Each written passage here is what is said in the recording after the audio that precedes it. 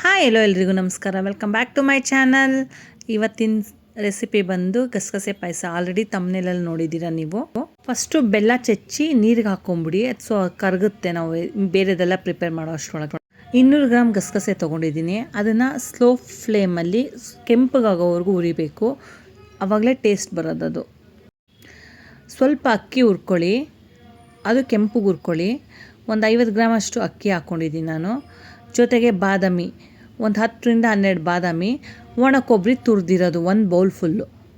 ಏನು ನಾವು ಹುರ್ಕೊಂಡಿದ್ವಿ ಗಸಗಸೆ ಮತ್ತು ಅಕ್ಕಿ, ಬಾದಾಮಿ, ಅದನ್ನೆಲ್ಲ ಮಿಕ್ಸಿ ಜಾರ್ಗೆ ಹಾಕ್ಕೊಳ್ಳೋಣ. ತಣ್ಣಗಾದ್ಮೇಲೆ ಯಾಲಕ್ಕಿನೂ ಆ್ಯಡ್ ಮಾಡ್ಕೊಳ್ಳಿ, ಕೊಬ್ಬರಿನೂ ಹಾಕ್ಕೊಂಡು ಚೆನ್ನಾಗಿ ಫುಲ್ ಫೈನ್ ಪೇಸ್ಟ್ ಆಗಲಿ.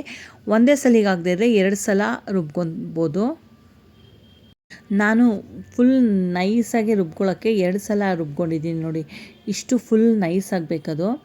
ಆಮೇಲೆ ಒಂದು ಪಾತ್ರೆಗೆ ಏನು ಪಾಯಸ ಮಾಡ್ತೀರೋ ಆ ಪಾತ್ರೆಗೆ ಶಿಫ್ಟ್ ಮಾಡ್ಕೊಬಿಡಿ. ನಮ್ಮ ಅಥರ್ವನ್ಗೆ ಕುಕ್ಕಿಂಗ್ ಹೆಲ್ಪ್ ಮಾಡೋದು ಅಂದರೆ ಭಾರಿ ಇಷ್ಟ. ಏನೇ ಅಡುಗೆ ಮಾಡ್ತಿದ್ರು ಬರ್ತಾನೆ, ನಾನು ಮಾಡ್ಕೊಡ್ತೀನಿ ಅಂತ. ಈ ಥರ ಸಣ್ಣ ಪುಟ್ಟದೆಲ್ಲ ಹೆಲ್ಪ್ ಮಾಡ್ತಾ ಇರ್ತಾನೆ ನೋಡಿ. ಅವನೇ ಶಿಫ್ಟ್ ಮಾಡ್ತಾ ಇದ್ದಾನೆ ಒಂದು ಪಾತ್ರೆಗೆ. ಏನು ನಾನು ಗ್ರೈಂಡ್ ಮಾಡಿಕೊಟ್ಟೆ ಅದನ್ನೆಲ್ಲ ಅವ್ನ ಪಾತ್ರೆಗೆ ಹಾಕ್ಕೊಡ್ತಾ ಇದ್ದಾನೆ.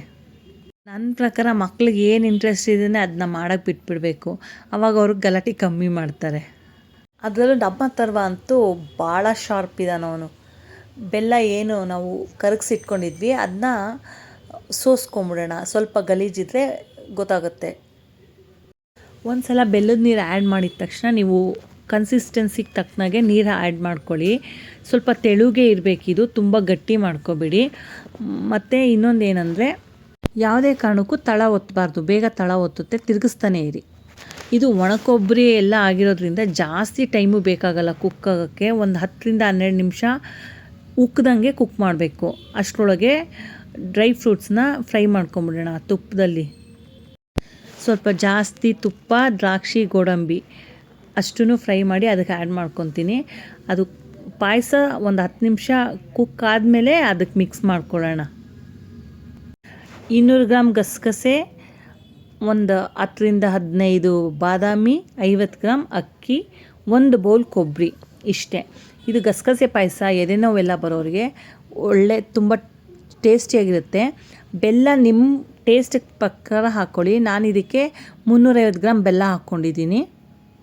ಸ್ವಲ್ಪ ಸಿಹಿ ಕಮ್ಮಿ ಇಷ್ಟಪಡೋರು ಸ್ವಲ್ಪ ಕಡಿಮೆ ಹಾಕ್ಕೊಳ್ಳಿ, ಸಿಹಿ ಇನ್ನೂ ಜಾಸ್ತಿ ಇಷ್ಟಪಡೋರು ಸ್ವಲ್ಪ ಜಾಸ್ತಿ ಹಾಕ್ಕೊಳ್ಳಿ. ಇದು ಸಿಂಪಲ್ ರೆಸಿಪಿ, ತುಂಬ ಟೇಸ್ಟಿಯಾಗಿರುತ್ತೆ, ಹೆಲ್ದಿಯಾಗಿರುತ್ತೆ. ಒಂದು ಸಲ ಟ್ರೈ ಮಾಡಿ. 10-15 ನಿಮಿಷ ಅಷ್ಟೇ ನಾನು ಕುಕ್ ಮಾಡಿದ್ದು. ಸರ್ವ್ ಮಾಡೋಕ್ಕೆ ರೆಡಿ ಇದೆ.